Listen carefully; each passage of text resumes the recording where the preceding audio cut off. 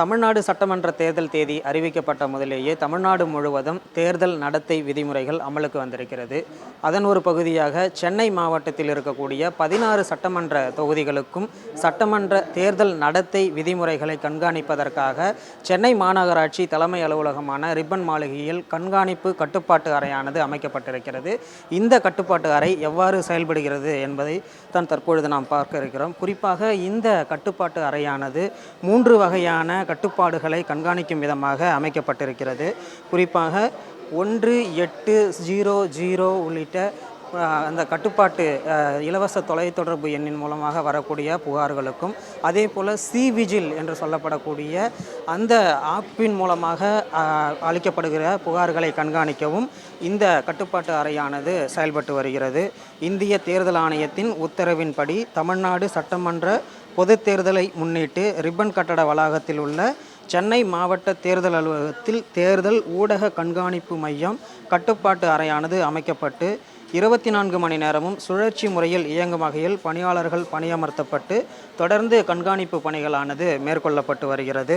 மாவட்ட தேர்தல் ஊடக கண்காணிப்பு மையத்தில் தொலைக்காட்சிகள் மூலமாக தேர்தல் நடத்தை விதிமுறைகள் வெளியிடுவது தொடர்பாக அந்த செய்திகளை கண்காணித்து நடவடிக்கை எடுப்பதற்காகவும், அதே போல சென்னை மாவட்ட தேர்தல் கட்டுப்பாட்டு அறையின் வாயிலாக சென்னை மாவட்டத்திற்கு உட்பட்ட 16 சட்டமன்ற தொகுதிகளிலும் பறக்கும் படைகளானது அமைக்கப்பட்டிருக்கிறது.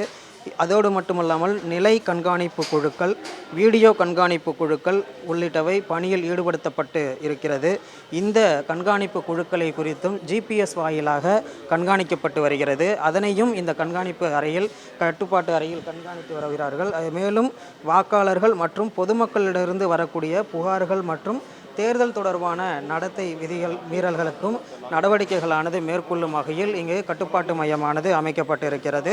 1800425712 என்ற இலவச கட்டணமில்லா தேர்தல் உதவி எண் வாயிலாகவும், அதே போல் விஜில் செயலி மூலமாகவும் பொதுமக்களிடமிருந்து பெறக்கூடிய அந்த புகார்களுக்கும் மேலும் தேர்தல் தொடர்பான சந்தேகங்களுக்கும் விளக்கமளிக்கும் வகையில் இங்கு அந்த கண்காணிப்பு மையமானது அமைக்கப்பட்டிருக்கிறது. அதோடு மட்டுமல்லாமல் சென்னை மாநகராட்சி முழுவதும், அதாவது 14 சட்டமன்ற தொகுதிகளிலும் கடந்த 15ஆம் தேதி முதல் கால்கள் வாயிலாக, அதாவது அந்த 180042570112 என்ற எண்ணின் மூலமாக 12 கால்கள் பெறப்பட்டிருக்கிறது. விஜில் செயல் மூலமாக 30 கால்கள் பெறப்பட்டு அதில் 42 புகார்களானது பெறப்பட்டிருக்கிறது. 128 வாகனங்கள் அந்த GPS மூலமாக கண்காணிக்கப்பட்டு வருகிறது. அதில் பறக்கும் படை மூலமாக இதுவரை 15ஆம் தேதியிலிருந்து இதுவரை 2,35,06,320 ரூபாய் ரொக்கமானது பறிமுதல் செய்யப்பட்டிருக்கிறது. வெள்ளி பொருட்களாக 12 கிலோ 850 கிராம் எடையளவு உள்ள வெள்ளி பொருட்களானது பறிமுதல் செய்யப்பட்டிருக்கிறது.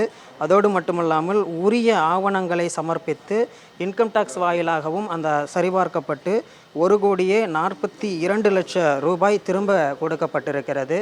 இந்த கண்காணிப்பு கட்டுப்பாட்டு அறை வாயிலாக இதுவரை இருக்கக்கூடிய 24 மணி நேரமும் செயல்படக்கூடிய வகையில் பொதுமக்களினுடைய புகார்கள் மற்றும் சந்தேகத்திற்கு உரிய பதில்களை அளிக்கும் விதமாகவும் தொடர்ந்து GPS வாயிலாக அந்த பறக்கும் படை உள்ளிட்ட வாகனங்களை கண்காணிக்கும் பணியும் தொடர்ந்து 24 மணி நேரமும் சுழற்சி அடிப்படையில் பணியாளர்கள் நியமிக்கப்பட்டு பணிகளானது மேற்கொள்ளப்பட்டு வருவதாக தேர்தல் அலுவலர்கள் தெரிவித்திருக்கிறார்கள்.